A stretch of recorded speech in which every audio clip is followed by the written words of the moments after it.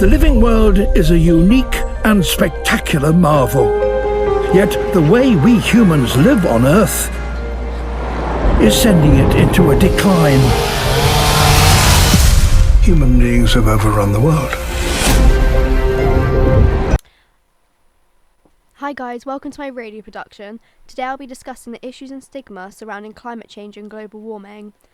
Since 1969, the world's population has more than doubled. The world's population has gone up by 5.5 billion people, and we've lost 30% of our wildlife during this.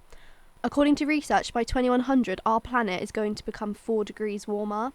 Our world is getting warmer because of us humans burning fossil fuels and releasing carbon dioxide into the atmosphere.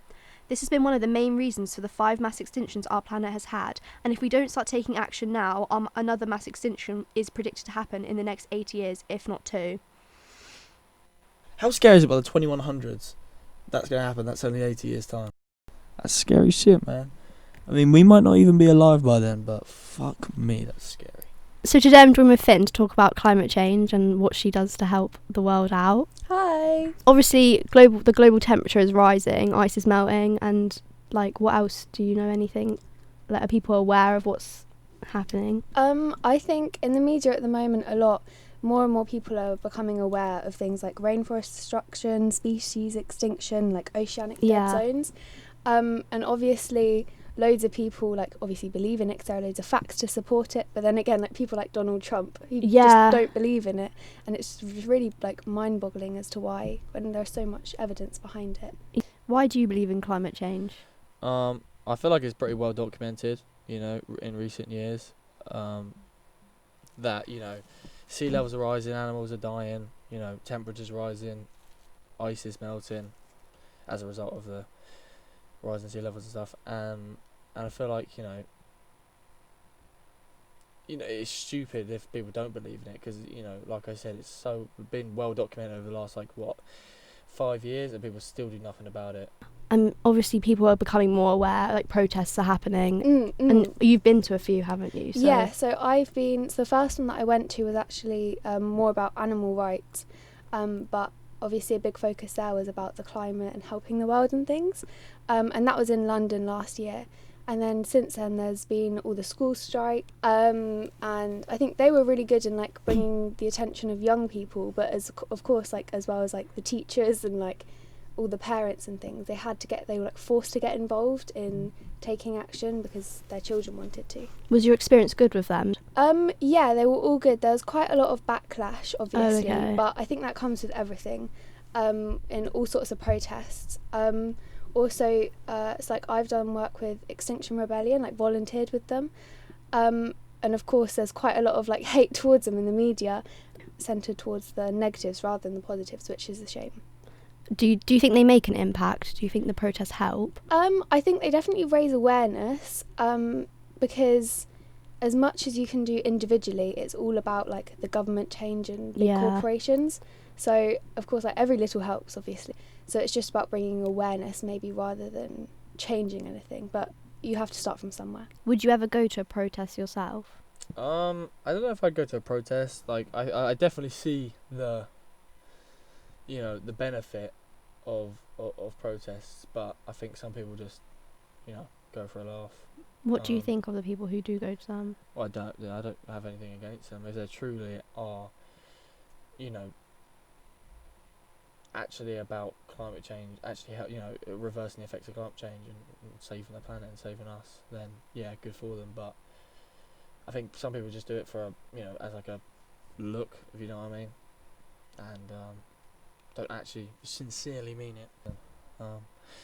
And yeah, I feel like they're effective, but it's got to be the right circumstances, and you got to carry it out perfectly. Carry it out in the right way. Violent protests, I mean, there aren't many to do with global warming, but that is the wrong way to do it. Would you ever go vegan to help the environment? I don't think I'd go vegan. I'd go maybe vegetarian. I mean, not at this point in my life. I play rugby, so I think the benefits are, I need a lot of protein, and I could definitely get that probably from a vegan or vegetarian diet. However, it would take a lot more planning, a lot more time, a lot more effort, and wouldn't be as enjoyable to sustain. So, you know, I probably would go maybe cut out meat as I got older, but I don't think I'd go fully vegan or even fully vegetarian. I don't know. Yeah, so I'm vegan.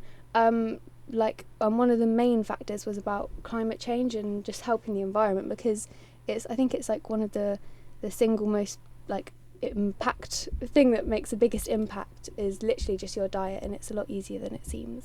Are you worried for our future as a British youth?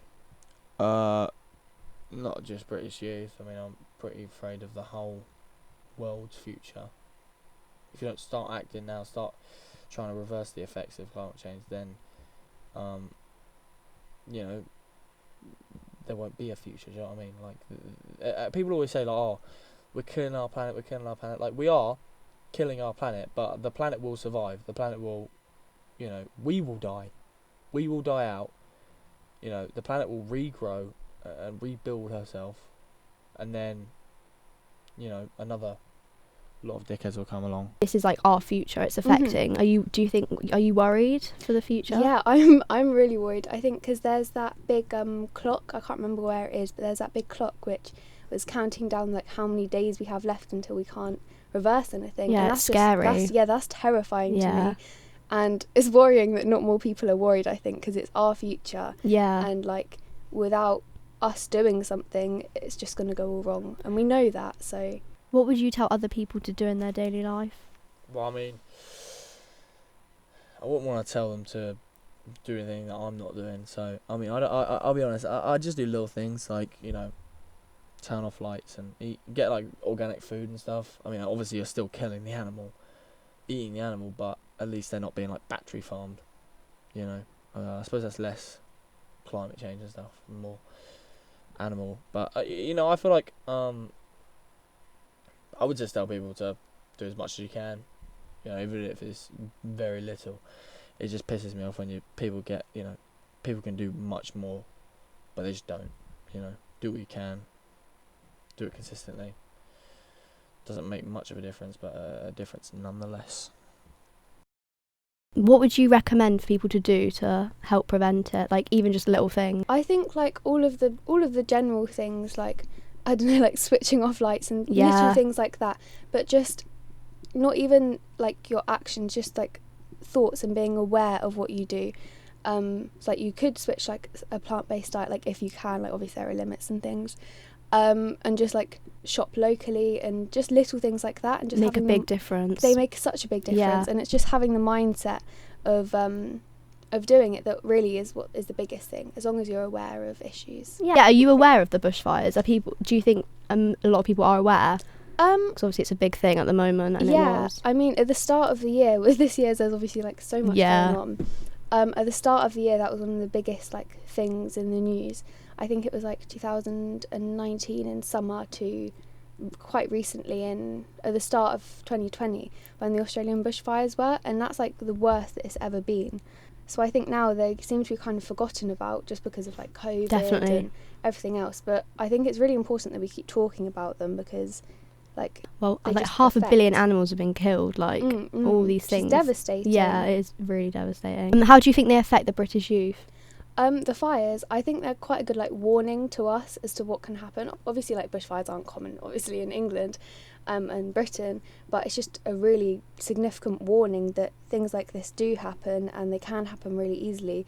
Like as the world temperature is rising and like, the climate is changing completely. Like even the weather at the moment, like I know British weather is like always changing, but it's just getting worse and worse. Yeah, and it can only get worse if no action is taken. If nothing happens, Well, thank you for speaking to me. Thank you for having me on. No problemo.